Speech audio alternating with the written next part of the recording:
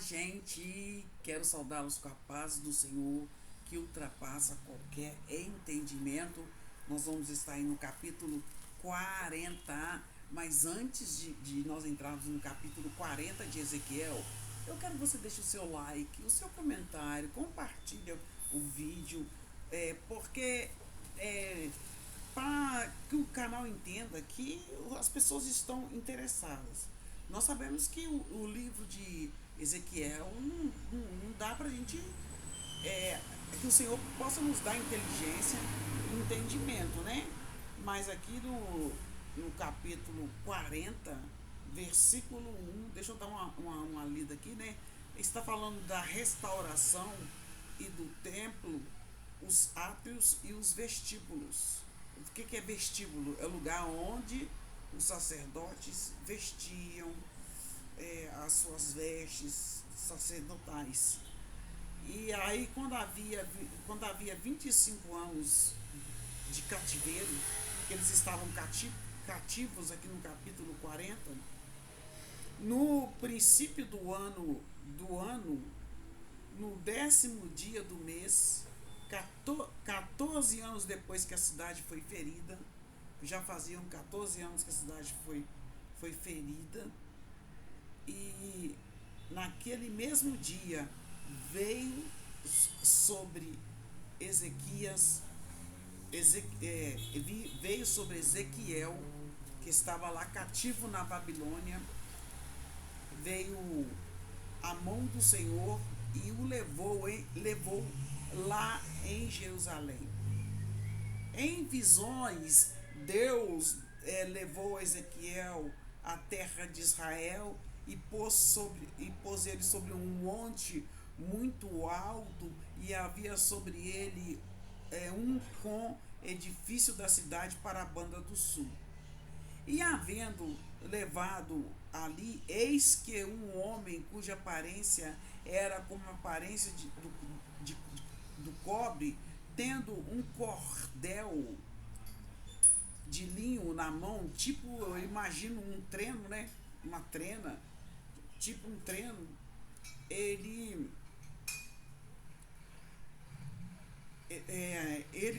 começou, e uma cana de medir estava em pé na porta. E disse esse homem, Ezequias, né? Ezequiel, filho do homem.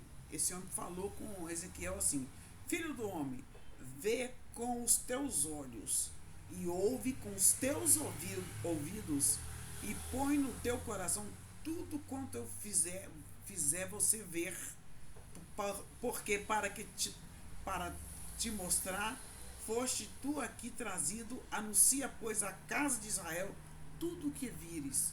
Então, Deus levou Ezequiel em espírito, que estava cativo na Babilônia, lá em Israel, para mostrar a restauração do templo. E olha, eu fico pensando, Deus é um verdadeiro arquiteto. Aqui ele mostrou a verdadeira arquitetura de um templo. E aqui no capítulo 40, verso 1,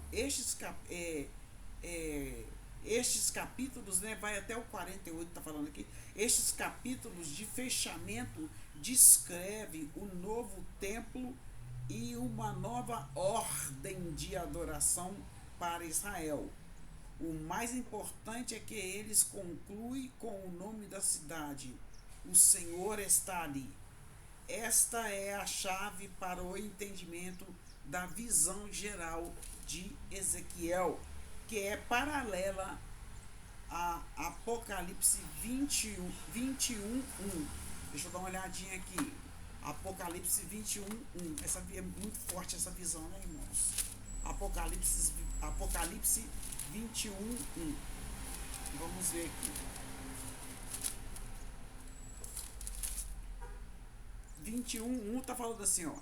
E vi um novo céu e uma nova terra, porque já o primeiro céu e a primeira terra passaram, e o mar já não existe. E João também, né, ele teve essa visão. E aqui no capítulo 40, está nos dizendo aqui, Ezequiel 40, está nos dizendo como João tinha um anjo guia para mostrar-lhe a sua nova Jerusalém, assim Ezequiel teve um anjo para explicar a ele o que ele viu, para explicar a ele a visão do templo. Embora estudiosos variem em suas interpretações, o templo é melhor interpretado na maneira simbólica, representando a comunidade adoradora do Messias durante a era da igreja. O milênio é culminado no mundo que está por vir. A descrição é largamente baseada no templo de Salomão que Ezequiel havia visto antes do exílio, mas as medidas não são as mesmas. Esse tempo perfeito, portanto, contrasta abruptamente com o passado e aponta claramente para o seu fracasso. No final, esse templo abre o caminho para a cidade e para a presença do Senhor. Este é o ponto central. Duas semelhanças com Apocalipse. Aqui no capítulo 40, Ezequiel descreve as águas que saíam debaixo do umbral da casa, que rapidamente se tornava um poderoso rio muito profundo para se atravessar, conforme o capítulo 47 que nós ainda vamos ler, né? João fala sobre o rio puro da água viva lá em Apocalipse, que procedia do trono de Deus e do Cordeiro, conforme Apocalipse 22, 1 e 2. Ambos falam sobre as árvores que dão frutos ao longo do ribeiro. Aleluia. Então, conta aqui no capítulo 40, verso 2, um monte alto.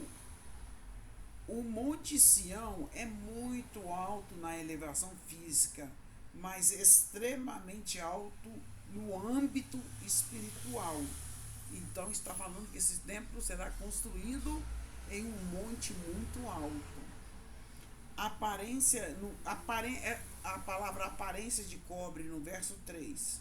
Esta descrição é usada para os anjos ou seres humanos.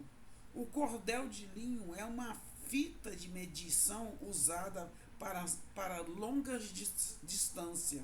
Uma cana de medir é igual a 6 longos côvados. Cada côvado equivale a 50 centímetros ou 45 centímetros.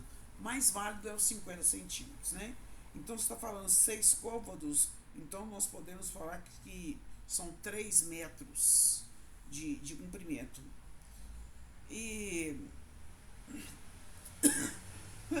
desculpa, tá? É cerca de 3 metros, 10 por aí, usada para medir distância. No capítulo 40, do 6 ao 16, a descrição da porta do Oriente, semelhante àquelas do Norte e do Sul, menciona câmaras em cada lado para o uso dos guardas. Portas de desenhos e dimensões iguais foram encontradas em Gezer, Megido e Azor, todos tratando do templo de Salomão, conforme 1 Reis 9:15. As palmeiras também tem muita importância aí, né? No verso 16 fala das palmeiras aí, e olhando da banda no verso 16 está escrito assim, ó, e fez também nas câmaras janelas de fechar e nos seus pilares, dentro da porta ao redor e da mesma sorte nos vestíbulos. E as janelas estavam à roda pela parte de dentro, e nos pilares havia palmeiras. Palmeiras era motivo decorativo comum no tempo antigo, eles eram acostumados a decorar com palmeira. O Oriente e o Templo de Salomão, no verso 40, tinham palmeiras esculpidas, desenhadas nas paredes, conforme 1 Reis 6:29. Aqui, né, até num vídeo que eu postei aí no grupo, não sei se os irmãos vão ver, aqui é o que Deus mostrou para Ezequiel, esse templo aqui, ó, mostrou para Ezequiel.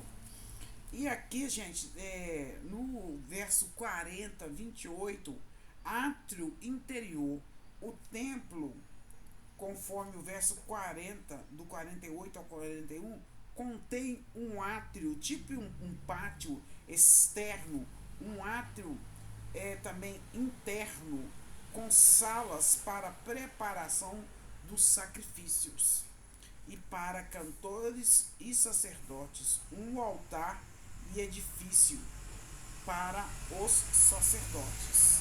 Então, essa planta desse templo que Deus descreveu aqui, o anjo explicou para ele, essa aí, pode ver que tem 3 portas, né? E uma dessas portas aí, elas apontam para a Rússia. 3 portas, 1, 2, 3. E nós sabemos que no átrio, as pessoas podiam entrar no átrio, né? No santo lugar ia ficar quando ia ficar os sacerdotes, representantes das tribos de Levi, Zadok, eu lembro de Zadok e Levi. Eles ficavam aqui. Engraçado que eu achava que eram os 12 representantes das tribos de Israel, mas não. Aqui nesse lugar santo ficava, né? Ficava os da família sacerdotal de Levi e de Zadok, da linhagem de Abraão. E no Santo dos Santos, só no Santíssimo Lugar, estava mostrando aqui, né? Só entrava uma vez por ano o sumo sacerdote que entrava. Esse é o capítulo 40 que eu estou falando para vocês aqui. Deixa eu dar mais uma olhada se tem mais algo curioso para falar aí. Então, Israel foi cercado, né? Era sempre cercado por nações orientais e odiadas. Eles odiavam Israel, né? Então, aqui as pessoas perguntam quem são os inimigos de Israel. Sobre a lei israelense, entra aí, né? O Líbano, a Síria, a Arábia Saudita, o Iraque, o Iêmen, são considerados países inimigos e os cidadãos israelenses não podem visitá-los sem a permissão do interior. E aqui, gente, o que quer dizer o capítulo 40 a respeito? Ezequiel 40, o que quer dizer? Vamos dar uma olhadinha aí, né? No capítulo 40 de Ezequiel, as pessoas perguntam, foi o que eu falei com vocês, né? Ezequiel 40 até o 42 contém descrição detalhada feita por Ezequiel de uma visita que ele fez a um templo em terra de Israel. No Ezequiel 40, versículo 2, seu guia era um mensageiro celestial que mediu cada parte do templo, de modo que a descrição de Ezequiel inclui o tamanho das salas, paredes e portas. E no verso, vamos ver que o grande propósito da mensagem profética de Ezequiel era incentivar os judeus, o que incentiva aí, né? Porque eles estavam exilados, já haviam 25 anos. Porque aos olhos físicos era impossível a volta dos exilados para Israel. Tanto é que Deus deu a visão para Ezequiel do vale de ossos secos, no capítulo 37, quando ele falou assim, ele mostrou para ele um vale de ossos secos, né? E ele perguntou para ele, o que tu vês? Ele falou, ossos sequíssimos. E ele falou assim, o que você acha que... vou falar assim do meu jeito, sabe? Que eu consigo fazer alguma coisa com esses ossos? Eu achei muito sábia a resposta de Ezequiel, que ele falou assim, tu sabes, Senhor. Então nós não mandamos em Deus. Nós temos que... Deus sabe todas as coisas e é com Ele. Então aqui o grande propósito dessa mensagem profética da visão do templo era incentivar os judeus exilados a permanecerem fiéis a Deus, confiando que Ele iria cumprir sua promessa de restauração, porque Deus prometeu que ia restaurar. Eles iam ficar 70 anos no cativeiro, mas eles iam voltar a ser nação. Deus haveria de conduzir a nação novamente à sua terra de origem. E nós sabemos que isso aconteceu, né? No verso... Quem é o homem de Ezequiel 43? Este versículo descreve a figura de um homem com aspecto de bronze, para mim é um anjo, né? Segurando um cordel de linho e uma cana de medir. Ele estava em pé junto à porta, isso era uma visão, foi em visão, né? Ele espera medir. Eu perdi aqui. Ele espera, segurando o cordel, ele estava em pé junto à porta, indicando que Ezequiel seria guiado por essa figura em sua visão. Ali ele estava tendo uma visão, né? O que Deus pediu para Ezequiel fazer diante dessa visão? Deus pediu a Ezequiel que comer... Peraí, deixa eu ver se é esse mesmo. Não é esse que eu quero, não. Desculpa aqui, tá, gente? Eu voltei e saltei. Então, essa é a mensagem. E Deus mandou ele falar. Eu vi um comentário aqui que eu queria comentar com vocês também, que eu achei super interessante, que Deus mandou ele mencionar, foi na outra Bíblia, não foi nessa. Mandou ele mencionar, né? Que o que ele viu em visão no capítulo 40. Este é o capítulo 40, que está mostrando aí. Ele pediu, né, para ele falar, e aqui ele estava falando. Nossa, aqui no capítulo 40, a visão do novo templo é um símbolo da esperança messiânica do Antigo Testamento, que aponta para a vinda e a restauração de Israel, tá? Então, o capítulo 40 dá início à parte do livro de Ezequiel que descreve com detalhes a reconstrução do templo destruído por Nabucodonosor, tá bom? Deus abençoe vocês, deixe seu like e seu comentário. Eu sou Patrícia Regina Flor de Maio, me segue lá.